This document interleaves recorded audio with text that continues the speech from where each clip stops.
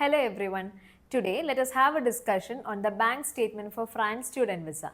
France student വിസയെ സംബന്ധിച്ചിടത്തോളം ഭയങ്കര ക്രൂഷ്യൽ ആയിട്ടുള്ള ഒരു ഫാക്ടറാണ് ബാങ്ക് സ്റ്റേറ്റ്മെൻറ്റ് എന്ന് പറയുന്നത്. കൈൻഡ് ഓഫ് വിസ പ്രെഡിക്റ്റിംഗ് ഫാക്ടറായിട്ട് ബാങ്ക് സ്റ്റേറ്റ്മെൻറ്റിനെ കാണാം.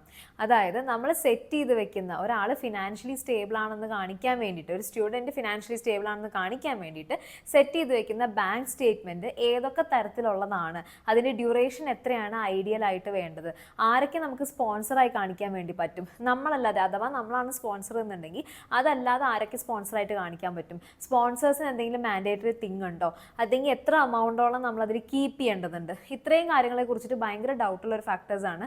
അത് മാത്രമല്ല ഓവർ ദ ഇയേഴ്സ്, എസ്പെഷ്യലി ഈ ഒരു സമയത്ത് സ്റ്റുഡൻസ് എല്ലാവരും ഫ്രാൻസിനെ ഓപ്റ്റ് ചെയ്യുന്ന ഒരു സമയത്ത് ഇപ്പോൾ ഒരു ക്രൂഷ്യൽ ഫാക്ടർ എന്താ വെച്ച് കഴിഞ്ഞാൽ ബാങ്ക് സ്റ്റേറ്റ്മെൻറ്റ് ഏറ്റവും കൂടുതൽ ഇമ്പോർട്ടൻ്റ് ആയിട്ടുള്ളൊരു വിസ പ്രെഡിക്റ്റിംഗ് എലമെൻ്റായി മാറിക്കൊണ്ടിരിക്കുകയാണ്. അപ്പോൾ നമുക്ക് ബാങ്ക് സ്റ്റേറ്റ്മെൻറ്റിൻ്റെ കുറച്ച് കാര്യങ്ങളിലേക്ക് പോവാം. ഫസ്റ്റ് ഓഫ് ഓൾ നമ്മൾ മനസ്സിലാക്കേണ്ടത് എന്താ വെച്ചാൽ എന്തൊക്കെ എമൗണ്ടാണ്, എത്ര എമൗണ്ടാണ് നമ്മളൊരു ബാങ്ക് സ്റ്റേറ്റ്മെൻ്റ് ആയിട്ട് കാണിക്കേണ്ടതെന്നുള്ളത്. അത് നമുക്കൊരു സിമ്പിൾ ഫോർമുല വെച്ച് ചിന്തിക്കാം. അതായത് ഇപ്പോൾ ഒരു കുട്ടിയുടെ ഐഡിയലാണ്, നിങ്ങൾക്ക് ഏത് ഫിഗേഴ്സ് വെച്ചിട്ടും അത് റീപ്ലേസ് ചെയ്യാൻ വേണ്ടി പറ്റും. 12 എന്നുള്ളൊരു ഡിജിറ്റ് ആണെന്ന് വിചാരിക്കുക. ഇപ്പോൾ ഒരു 12 ഒരു കുട്ടിക്ക് ഒരു മാസത്തെ ലിവിങ് എക്സ്പെൻസ് ഫ്രാൻസിൽ വരുന്നതെന്ന് വിചാരിക്കുക. ആ കുട്ടിയുടെ കോഴ്സിൻ്റെ ഡ്യൂറേഷൻ എത്ര മാസമുണ്ട്, ആ 12 ഇൻറ്റു മൾട്ടിപ്ലൈ ചെയ്യുക ആ ഒരു മന്ത് വെച്ചിട്ട്. അപ്പോൾ നമുക്ക് എന്ത് ചെയ്യും, ടോട്ടൽ ആ കുട്ടി ഫ്രാൻസിൽ സ്റ്റുഡൻ്റ് ആയിട്ടിരിക്കുന്ന സമയത്ത് കാണിക്കുന്ന ലിവിങ് എക്സ്പെൻസിൻ്റെ ടോട്ടൽ നമുക്ക് കിട്ടി. ഇത് മാത്രമാണ് ഒരു കുട്ടിക്ക് ഫ്രാൻസിൽ വരുന്ന എക്സ്പെൻസ് അല്ല, ട്യൂഷൻ ഫീ എന്ന് വിചാരിക്കുക. അപ്പോൾ ആ ട്യൂഷൻ ഫീയും കൂടെ കൂട്ടുക. ഈവൻ ദോ ഇറ്റ് ഇസ് അത് പെയ്ഡ് ആവാം, ഹാഫ് പെയ്ഡ് ആവാം, അല്ലെങ്കിൽ ഇനിഷ്യൽ ഡെപ്പോസിറ്റ് കൊടുത്തതാവാം, വാട്ട് എവർ ഇറ്റ് ഇസ്, ഏത് സ്റ്റേറ്റിലാണെങ്കിലും ആ ട്യൂഷൻ ഫീയുടെ ടോട്ടലും ലിവിങ് എക്സ്പെൻസിൻ്റെ ടോട്ടലും കൂടി നമ്മൾ ആഡ് ചെയ്യുന്ന സമയത്ത് നമുക്കൊരു എമൗണ്ട് കിട്ടും. ആ ഒരു എമൗണ്ടിൽ ഇപ്പോൾ എമൗണ്ട് ഫോർ എക്സാമ്പിൾ ഇപ്പോൾ ഒരു 27 ആണ്, അല്ലെങ്കിൽ 25 lakhs ആണെന്ന് വിചാരിക്കുക. അത്രയും ലക്ഷം ഒരു എമൗണ്ട് ഒരു എഡ്യൂക്കേഷന് വേണ്ടി ഫ്രാൻസിൽ ഇൻവെസ്റ്റ് ചെയ്യുന്ന ഒരു കുട്ടിക്ക് ഐഡിയലി ആ കുട്ടിയുടെ ബാങ്ക് സ്റ്റേറ്റ്മെൻറ്റിൽ അപ് ടു 40 lakhs, അതായത് ഒരിക്കലും 27 താഴെ ആവരുത്, 27 മുകളിൽ തന്നെ ആയിരിക്കണം. ഐഡിയലി 32 ലക്ഷം തൊട്ട് 40 ലക്ഷത്തിനുള്ളിൽ ബാങ്ക് സ്റ്റേറ്റ്മെൻറ്റിൽ കാണിക്കാൻ പറ്റുകയാണെങ്കിൽ that's going to be perfect. അതെന്താണ് ആ ഒരു ഐഡിയൽ കണക്കെന്ന് വെച്ച് കഴിഞ്ഞാൽ, ഫ്രാൻസ് ഗവൺമെൻറ് എപ്പോഴും ചിന്തിക്കുന്ന ഒരു ആംഗിൾ, ഈ ഒരു കുട്ടി ഫിനാൻഷ്യൽ സ്റ്റെബിലിറ്റി ഇല്ലാതെ ഫ്രാൻസ് ഗവൺമെൻറ്റിന് ഭാവിയിൽ ഒരു ബേർഡനായി പോവോ എന്നുള്ളൊരു ആംഗിളിലാണ് അവർ ബാങ്ക് സ്റ്റേറ്റ്മെൻറ്റ് കാണുന്നത്. പിന്നെ അത് മാത്രമല്ല ബാങ്ക് സ്റ്റേറ്റ്മെൻറ്റിൻ്റെ transactions, in and out transactions കാര്യങ്ങൾ, അത് അവർ ഹൈലി വാല്യൂ ചെയ്യുന്നുണ്ട്. കാരണം നമുക്ക് എപ്പോഴും നമ്മൾ ശ്രദ്ധിക്കേണ്ട ഒരു കാര്യം എന്താ വെച്ചാൽ, ബാക്കി ഏത് ഡോക്യുമെൻറ്റും നമുക്ക് പെട്ടെന്ന് കാണിക്കാൻ വേണ്ടി പറ്റും. CA ആണെങ്കിലും എല്ലാ കാര്യങ്ങളാണെങ്കിലും നമുക്ക് ഒരു കാൽക്കുലേഷൻ വെച്ചിട്ട് കാണിക്കാൻ വേണ്ടി പറ്റും. At the same time bank statement എന്ന് പറയുമ്പോൾ അത് ഭയങ്കര ട്രാൻസ്പെറൻ്റ് ആണ്. അതിൻ്റെ ഇൻ ആൻഡ് ഔട്ട് എമൗണ്ടുകൾ കാര്യങ്ങളെല്ലാം ഭയങ്കര ട്രാൻസ്പെറൻ്റ് ആയതുകൊണ്ടാണ് ഫ്രാൻസ് ബാങ്ക് സ്റ്റേറ്റ്മെൻറ്റിൻ്റെ ഒരു ക്രൂഷ്യൽ തിങ് ആയിട്ട് കാണുന്നത്. പിന്നെ നെക്സ്റ്റ് നമ്മൾ ശ്രദ്ധിക്കേണ്ട ഒരു ഫാക്ടർ എന്താ വെച്ചാൽ, മറ്റ് രാജ്യങ്ങളുടെ പോലെ നമ്മളൊരു അക്കൗണ്ടിൽ ഇത് അവിടെ എത്തുന്ന വരെയോ അല്ലെങ്കിൽ അവിടെ എത്തിയിട്ട് പിന്നീട് റിലീസ് ആവുന്ന എമൗണ്ടുകൾ പോലെയോ അല്ല ഫ്രാൻസിൻ്റെ ബാങ്ക് സ്റ്റേറ്റ്മെൻറ്റ് എമൗണ്ട് എടുക്കുന്നത്.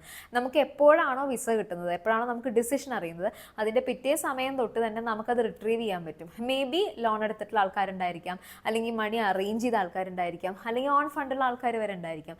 അവർക്ക് അവരുടേതായിട്ടുള്ള യൂട്ടിലൈസേഷന് വേണ്ടിയിട്ടും എവിടെ നിന്നാണ് പൈസ എടുത്ത് വെച്ചാൽ അവിടെ നിന്ന് സോർട്ട് ഔട്ട് ചെയ്യാനും വേണ്ടി പറ്റും. അതായത് നമ്മൾ ബാങ്ക് സ്റ്റേറ്റ്മെൻറ്റ് കാണിക്കുന്ന ഒരു എമൗണ്ട് എന്ന് പറയുന്നത് അവിടെ തന്നെ കാലങ്ങളായിട്ട് വെക്കേണ്ട ഒരു എമൗണ്ട് അല്ല, ടിൽ ദ വിസ ഡിസിഷൻ വരുന്നൊരു കാര്യമാണ്. പിന്നെ പല മിസ്കൺസെപ്ഷൻസും ഉണ്ട്. അതായത് ഇമിഗ്രേഷനിൽ ചോദ്യം ചോദിക്കുകയോ റീസെൻ്റ് ആയിട്ടുള്ള ബാങ്ക് സ്റ്റേറ്റ്മെൻറ്റ് കാണിക്കാനോ നടക്കാം. അങ്ങനെ ഒരു സംഭവമേ ഇല്ല. കാരണം ബാങ്ക് സ്റ്റേറ്റ്മെൻറ്റ് വിസ ഡിസൈഡ് ചെയ്യുന്ന ഫാക്ടർ മാത്രമാണ്. ആ ഒരു ജേർണി വരെയാണ് ബാങ്ക് സ്റ്റേറ്റ്മെൻറ്റ് ഫ്രാൻസിനുള്ളത്.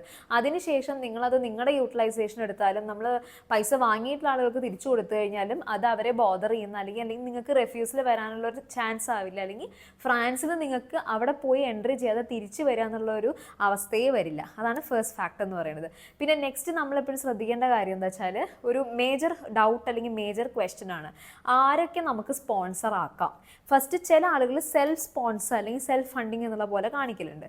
അതല്ലാതെ ഫ്രാൻസ് അക്സെപ്റ്റ് ചെയ്യുന്ന സ്പോൺസേഴ്സ് എന്ന് പറയുന്നത് നമ്മുടെ ബ്ലഡ് റിലേഷനാണ്, നമ്മുടെ ബ്ലഡ് ലൈനിൽ വരുന്ന ആളുകൾ. അത് ഫോർ എക്സാമ്പിൾ ആരൊക്കെയായിരിക്കും, ഫാദർ, മദർ, നമ്മുടെ സിബ്ലിങ്സ്, ചേട്ടൻ ചേച്ചി, അങ്ങനെ. പിന്നെ അത് മാത്രമല്ല നമുക്ക് വേറൊരു ഈ ബ്ലഡ് ലൈൻ അല്ലാതെ വരുന്ന ഒരു സ്പോൺസർ എന്ന് പറയുന്നത് നമുക്ക് നമ്മുടെ സ്പൗസിനെ കാണിക്കാം. ബട്ട് ഏറ്റവും സേഫസ്റ്റ് ആയിട്ട് അവർ ഭയങ്കര ക്രെഡിബിൾ ആയിട്ട് അല്ലെങ്കിൽ സ്ട്രോങ് ആയിട്ട് കാണുന്ന ഒരു സ്പോൺസേഴ്സ് എന്ന് പറയുന്നത് ഡെഫിനറ്റ്ലി നമ്മുടെ ബ്ലഡ് ലൈനിൽ വരുന്ന ആളുകളാണ്. ഇനി അടുത്തൊരു ക്വസ്റ്റ്യൻ, എത്രത്തോളം കാലം ഒരു ബാങ്ക് സ്റ്റേറ്റ്മെൻറ്റിൻ്റെ ഡ്യൂറേഷൻ ഉണ്ടാവണം, എത്ര കീപ്പ് ചെയ്യണം എന്നുള്ളത്. ഐഡിയൽ ആയിട്ട് ഒരു 6 months ബാങ്ക് സ്റ്റേറ്റ്മെൻറ്റ് ഉണ്ടെന്നുണ്ടെങ്കിൽ ദാറ്റ് വിൽ ബി ഗുഡ്. എത്രത്തോളം കൂടുന്നു അത്രത്തോളം ഫിനാൻഷ്യലി സ്റ്റേബിൾ ആണ്. പക്ഷേ എല്ലാവർക്കും ഇത് പറ്റിക്കൊള്ളണമെന്നില്ല. അപ്പോൾ 6 months ആണെങ്കിൽ നല്ലതാണ്. അതിന് നമ്മൾ എപ്പോഴും ശ്രദ്ധിക്കേണ്ട ഒരു ട്രിക്കി ഫാക്ടർ എന്താ വെച്ചാൽ, അല്ലെങ്കിൽ അവർ നോക്കുന്ന ഒരു ഫാക്ടർ എന്താ വെച്ചാൽ, 6 മാസം നമ്മൾ കീപ്പ് ചെയ്യാൻ ഒരു ബാങ്ക് സ്റ്റേറ്റ്മെൻറ്റ് എന്നുണ്ടെങ്കിൽ അതിൽ ഒരു എമൗണ്ട് ഇടയ്ക്കിടയ്ക്ക് വരുന്ന പോലെ കാണിക്കുക, ക്രെഡിറ്റ് ആയിക്കൊണ്ടിരിക്കുന്ന പോലെ കാണിക്കുക. വെറും ക്രെഡിറ്റ് അല്ല, ഇടയ്ക്കൊരു കുഞ്ഞ് എമൗണ്ട് ഡെബിറ്റ് ആവുന്ന പോലെ കാണിക്കുക. അതായത് ക്രെഡിറ്റ് എമൗണ്ട് ആയിരിക്കണം കൂടിയിരിക്കുന്നത് ഡെബിറ്റ് എമൗണ്ടിനേക്കാളും കൂടുതൽ. അങ്ങനെ നമ്മളൊരു 6 മാസം എന്ത് ചെയ്യണം, ഈ ഒരു ബാങ്ക് സ്റ്റേറ്റ്മെൻറ്റ് കറക്റ്റായിട്ട് മെയിൻറ്റെയിൻ ചെയ്യുകയാണെന്നുണ്ടെങ്കിൽ എന്ത് ചെയ്യാൻ വേണ്ടി പറ്റും, ആ സ്പോൺസറായിട്ട് നിൽക്കുന്ന ആൾ അല്ലെങ്കിൽ സെൽഫ് ആണെന്നുണ്ടെങ്കിൽ that person is financially stable എന്നുള്ളൊരു നോഷൻ വരും. കാരണം എപ്പോഴും അത്യാവശ്യം നല്ല വരുമാനം ഫിനാൻഷ്യലി സ്റ്റേബിൾ ആയിട്ടുള്ള ഒരാളുടെ ക്രെഡിറ്റ് കൂടും, ഡെബിറ്റ് കുറയും. ഈ ഒരു രീതിയിലുള്ള transactions, active transactions through out 6 months കാണിക്കുകയാണെങ്കിൽ that's going to be good. കാരണം മിക്ക ആൾക്കാരും ക്രെഡിറ്റ് മാത്രമാണ് ചെയ്തു പോവുക. പക്ഷേ അവിടെ ഇങ്ങനെ ഒരു ലൂപ്പ് ഹോളും കൂടിയുണ്ട്. യു ഷുഡ് ഓൾസോ ഷോ കുറച്ച് ട്രാൻസാക്ഷൻസ് അങ്ങോട്ടും ഇങ്ങോട്ടും നടന്നതായിട്ട്, ബൾക്ക് എമൗണ്ട് ആയിട്ടല്ല, എല്ലാ മാസവും ഒരു എമൗണ്ട് ക്രെഡിറ്റ് ആവുന്നു, ചെറിയൊരു എമൗണ്ട് ഡെബിറ്റ് ആവുന്നു എന്നുള്ള രീതിയിൽ കാണിക്കാൻ പറ്റുകയാണെങ്കിൽ that's going to be good. അതാണ് സെക്കൻഡ്ലി ഭയങ്കര ഇമ്പോർട്ടൻ്റ് ആയിട്ട് ശ്രദ്ധിക്കേണ്ട ഒരു കാര്യം. പിന്നെ അടുത്ത മോസ്റ്റ് ആസ്ക്ഡ് ക്വസ്റ്റ്യൻ, നമ്മുടെ സ്പോൺസേഴ്സ് ടാക്സ് ഫയൽ ചെയ്യേണ്ട ആവശ്യമുണ്ടോ എന്നുള്ളത്. അത് ഒരു കൺട്രിയുടെ, അതായത് ഫ്രാൻസിൻ്റെ അല്ലെങ്കിൽ ഏത് European country or whatever country it is, international സ്പേസിൻ്റെയും ഒരു ബേസിക് എത്തിക്സ് പറയുന്നതാണ് അവർക്ക് ടാക്സ് ഫയൽ ചെയ്യുക എന്നുള്ളത് ഭയങ്കര ഇമ്പോർട്ടൻ്റ് ആയിട്ടുള്ള ഫാക്ടറാണ്. എല്ലാ രാജ്യങ്ങളും കീപ്പ് ചെയ്ത് പോകുന്നതാണ്.